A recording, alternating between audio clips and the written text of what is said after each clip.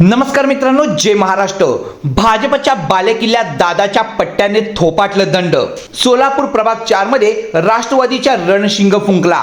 बंटी आकाश येनपुरेंचा शक्ती प्रदर्शनात उमेदवारी अर्ज दाखल। एकेकाळी भाजपचा अभेद बालेकिल्ला समजल्या जाणाऱ्या सोलापूर महापालिकेच्या प्रभाग क्रमांक 4 मध्ये आज चित्र बदलताना दिसत आहे। राष्ट्रवादी काँग्रेस पार्टीच्या वतीने बंटी आकाश येनपुरे यांनी जोरदार शक्ती प्रदर्शन करत उमेदवारी अर्ज दाखल केला आणि भाजपच्या गडाला थेट आव्हान दिलं आहे। हा प्रभाग भाजपाचाच नव्हे, जनतेचा आहे असं ठणकावून सांगत बंटी येनपुरे यांनी थेट भाजपच्या अपयशावर बोट ठेवलं। यावेळी बोलताना बंटी येनपुरे म्हणाले, प्रभाग 4 मधील जनतेने अनेकदा अपेक्षा ठेवल्या होत्या आणि संधीही दिल्या होत्या, पण सत्तेत असताना भाजपचे लोकप्रतिनिधी जनतेच्या प्रश्नावर अपयशी ठरले। रस्ते, पाणी, ड्रेनेज, मूलभूत सुविधा सगळ्याच बाबतीत जनतेची फसवणूक झाली।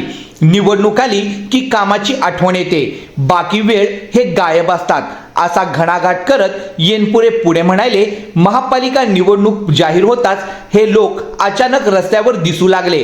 आजपर्यंत कोठे होता? आज जनतेची कामं आठवली का? असा थेट सवाल यांनी भाजप उमेदवारांना विचारला। माझ्या प्रभागात धनवान लोक आहेत, प्रस्थापित चेहरे आहेत, पण जनतेच्या वेदना समजून देणारा उमेदवार नाही।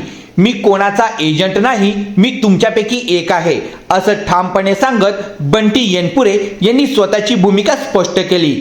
पडद्यामागचा कार्यकर्ता आता पडद्यावर लोकांच्या आग्रह खातर आणि जनतेच्या अडचणी सोडवण्यासाठी आता पडद्यामागे नाही तर पडद्यावर येऊन लढण्याचा निर्णय घेतला आहे असंही येनपुरे म्हणाले। जर तुम्ही मला निवडून दिलं तर तुमचा एक ठाम, निर्भड आणि प्रामाणिक आवाज महापालिकेत घुमेल। जे भाजप करू शकलं नाही ते मी करून दाखवेन असंही बंटी येनपुरे यांनी म्हटलं आहे।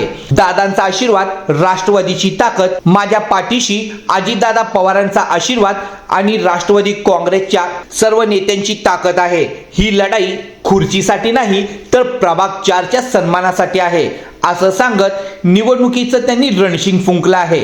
आज भाजपाच्याच बालेकिल्ल्यात राष्ट्रवादीचा भगवा नव्हे, परिवर्तनाचा झेंडा फडकतोय।